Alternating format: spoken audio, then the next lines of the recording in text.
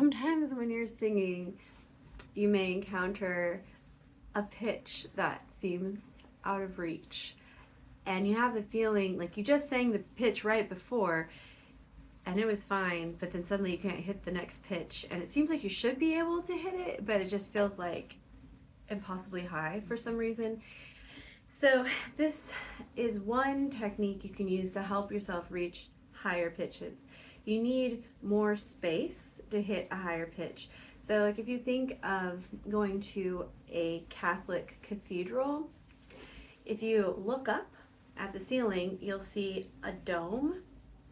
I might be using the wrong words. I think Catholics actually have like really specific words for the types of buildings they have, but you know, they have these domes in these fancy buildings.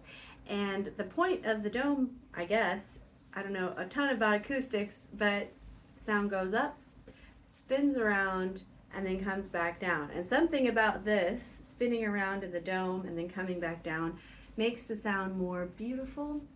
So we can try to create a similar effect using the inside of our mouths. We have a part of our mouths called the velum, or the soft palate, that we can choose to lift at will. And as we lift, I've kind of heard this example before, like if you reach for a book on a bookshelf, even if you're only trying to reach with your arm, like other parts of your body move along with that reach.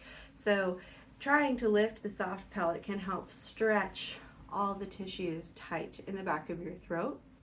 And that, again, I'm not trained in acoustics, that's a different degree pathway than I took. I just have the tiniest bit of knowledge about that. But you can think of trying to bounce a basketball on carpet, and the ball will not bounce very well. Whereas if you bounce the basketball on hard asphalt, the ball will bounce like so easily. It'll go really big bounces, you know, with hardly any effort. So sound waves are bouncing around inside of our mouths, kind of like a ball would do on a floor. And we have all these soft, squishy tissues on the inside of our mouths. And if we can stretch those tissues taut, we have a harder surface for the sound waves to bounce around on, which sounds nicer, usually. So to lift the soft palate, the first step is to know where the soft palate is. So we can find it first. You can put the tip of your tongue on the roof of your mouth behind your front upper teeth, like that, and like rub it around. You can feel the surface is hard, right? If you slide the tip of your tongue backwards towards your throat, you'll feel the texture change as you slide backwards. So where the texture changes, suddenly you feel a soft feeling instead of a hard feeling. That soft feeling is where your soft palate begins and your hard palate ends. And since the hard palate is hard, we can't really move the hard palate, but we can move the soft palate around at will. And so, this is gross. I apologize to you and to anyone watching this video. But I think it's helpful to look inside of your mouth and see the soft palate. So I'm going to open my mouth, and in the back of my throat, you'll see my uvula dangling down. That is like where the soft palate ends, is at the uvula. So you'll see my uvula dangling, and the roof of my mouth, the soft palate, will be just like in its regular position, which sort of looks like an M shape. And then I'm going to choose to lift my soft palate. And as my soft palate goes up, you'll see the roof of my mouth goes up, but you'll also see the uvula will retract. So it'll be a shape more like this kind of instead of this. Okay? Brace yourself. And if you're weirded out by, you know, the inside of mouths, this is going to be a hard one for you. But I was like, huh?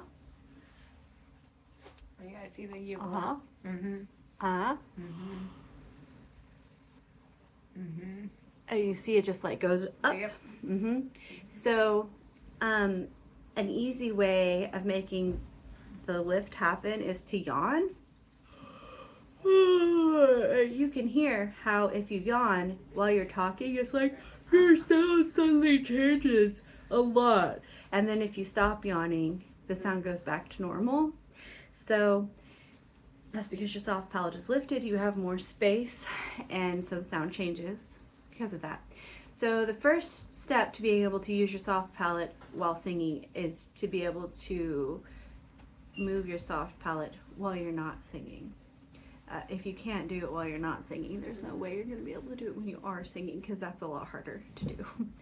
So let's practice right now trying to do that. So if you want, let's trade spots, and you can look in the camera.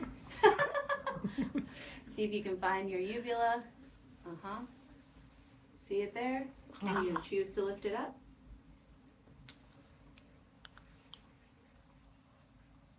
Think of yawning. Oh, you might be able to make it happen.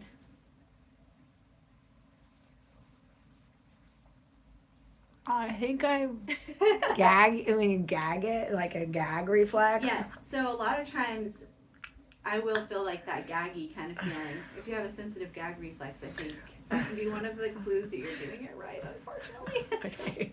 Whenever I was pregnant, I couldn't really do these exercises because it would start to make me throw up. So I can kind of feel that back in there. that probably is a good sign, sadly. So another little exercise you can use, other than just standing in front of the mirror with a flashlight and seeing what's happening and noticing the sensations, because we have to like feel these sensations and label them so we can reproduce the sensations when we can't see what's going on, because we can't like look at a mirror with a flashlight while we're singing, of course. So we can practice like just saying the alphabet with a normal voice, and then partway through the alphabet yawn, but keep talking during the yawn, and then go back to normal voice. So try not to interrupt the speech at all while you're yawning or while you're not yawning. So I'll demonstrate like A, B, C, D, E, F, G, H, I, J, K, L, M, N, O, P. Okay? Can you try that? A, B, C, D, E, F.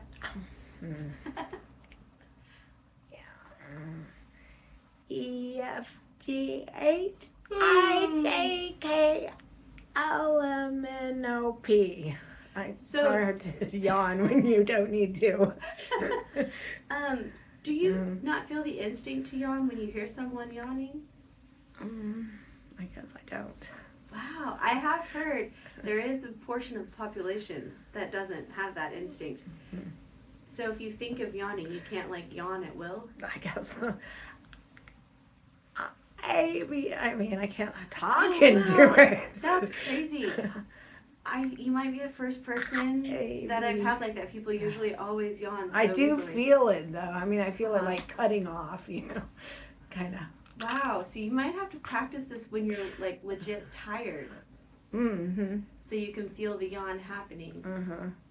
I'll have to think about that a little bit. I haven't encountered that where somebody can't just yawn when they want to.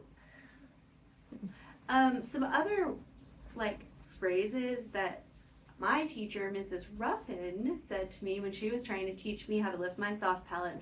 I think she was the one who said, pretend that you have like an apple in the back of your mouth or an egg.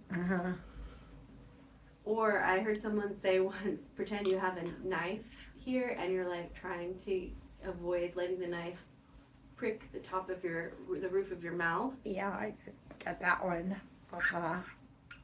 So try looking one more time and see if you think one of those thoughts. Can you make that soft palate go up? Wow, yeah, yours is pretty stubborn. It doesn't want to move, does it? Huh. One time I said to someone, or you can pretend there's somebody shoved a tennis ball back in the back of your mouth. I said that to one of my students who was a police officer once, and he was like, I would never let that happen. I always remember that, because I'm like, I know, but just imagine it. Well, why don't you think about it this week? See if you can get any movement to happen, and I'll think about it too. Wow, that's going to be a challenge. I'll have to see if I can come up with something for a stubborn soft palate. But I do kind of feel it though. I understand what you're saying to understand the sensation. good. Well, we'll keep working at it.